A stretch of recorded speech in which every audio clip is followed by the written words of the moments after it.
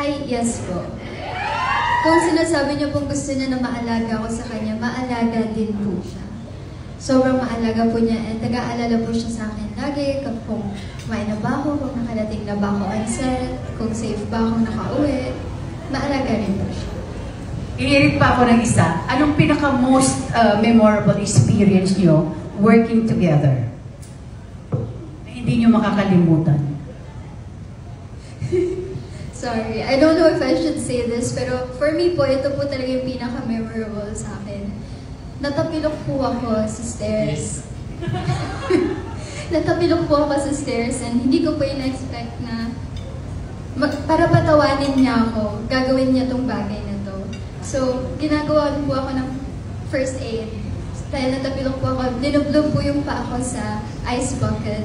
And then the broad was joking na, guys, kuha na kayo ng yellow for your tumblers. Joke lang naman, to make everything lighter, para hindi na ako umiyak.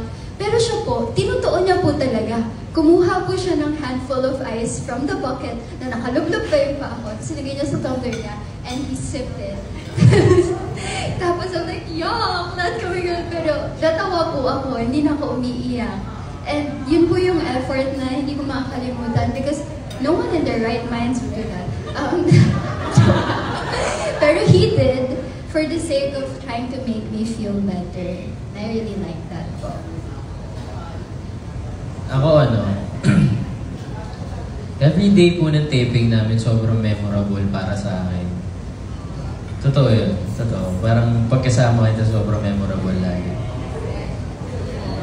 Yan.